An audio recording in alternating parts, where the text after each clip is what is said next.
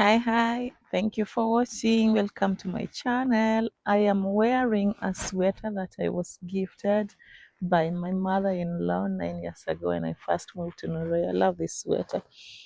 Yeah, and the weather is quite nice. It's 4 degrees.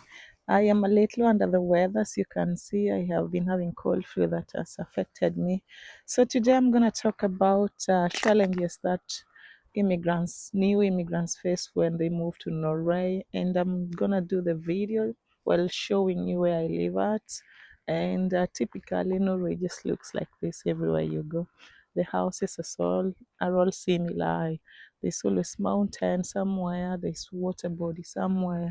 So yes, thank you for your support. So the weather in Norway lasts for so long. That is one thing you will notice when you move here. It's generally, if it's raining, there are some areas in Norway where it rains and rains and rains. The rain never stops. For example, Bergen, it rains a lot.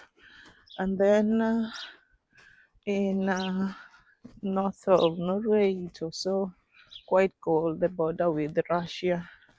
As you all know, also Russia is quite cold.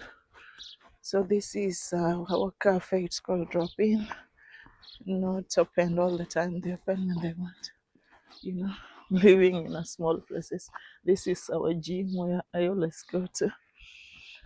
And as I told you, there are no people, and you won't see any probably on Sunday. Everyone is at home. So the weather will not be easy for you to adopt. It has not been easy for me to adopt as well. And you just get used to it. We have long winters and we have summer. It's long light. In the night, you will go to bed while it's shining outside when the sun is hot. You just get used to it. And the wind was something I was not used to here. In Norway, the wind is too strong and it can go the whole night, the whole day. It's just wind. And you just get used to it. The houses are built for that, for the weather. The first time I came, I thought the houses could fall down, but there was nothing. Even told me it's normal here. So this is how the houses looks like. The houses are mostly built with wood. Foundation is started with stones, and then up is built with wood because of the weather. It's quite cold, so if you the house is built by wood helps not to consume too much electricity for heating the house. And then number two will be language barrier. In Norway, they say 60, I don't know, around 66% of people in Norway speaks English.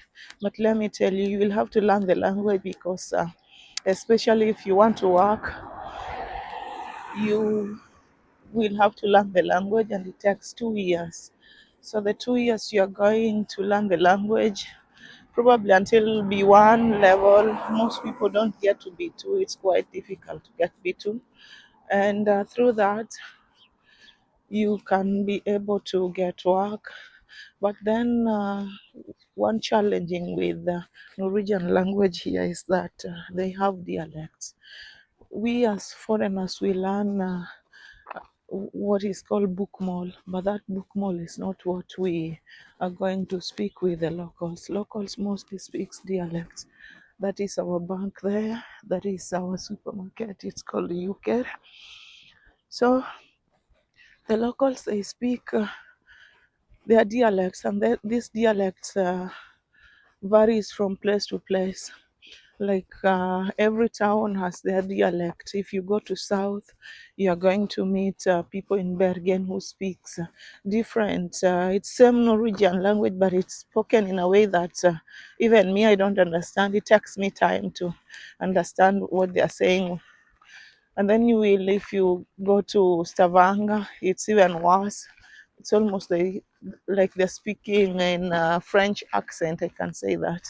We had a teacher who was from Stavanger. If she's speaking, oh my God, you automatically do not understand what she's saying. And then language takes time. It takes time.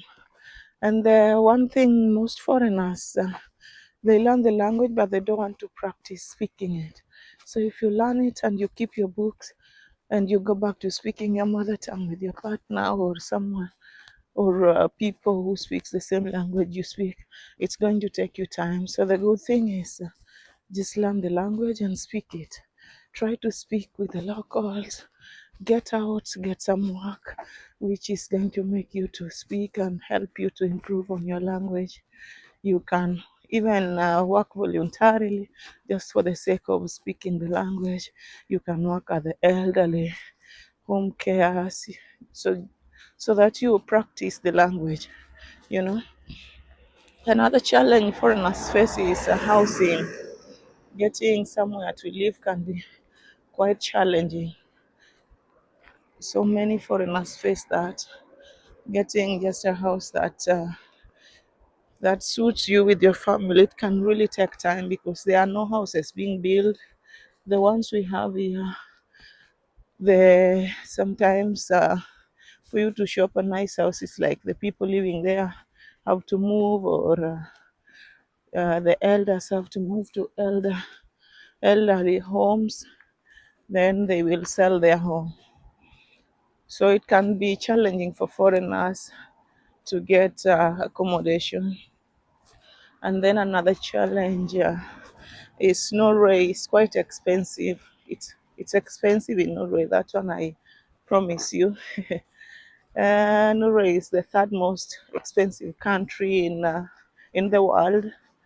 So if you come here, if they're telling you about the salary, then the mistake the foreigners always do is they translate the money into their country currency, and then they start saying, oh my god, that's a lot of money. No, it's a lot of money in your country but not in Norway, because you're going to spend this money in Norway. You're working in Norway, so of course you have to spend it in Norway. It's quite expensive. Buying just small stuff like bread, milk, yeah, you're going to use so much money that you will wonder. Electricity is quite high. It's so expensive. I don't even understand why electricity is so expensive in Norway. Yet they produce a lot of it here. They even sell to Sweden, Germany, and other countries, but so expensive. Benzene cost is quite expensive. Yet Norway produce a lot of petrol and that, but they just make it quite expensive. Another challenge you're going to meet with is the biggest one, social life. Yeah. If you're going to live in the outside of the cities, let me tell you, you are going to be lonely in Norway. It's quite lonely. So that one is not something that you are prepared for. The loneliness in Norway is something many foreigners talk about. There is no social life here. There's nothing here.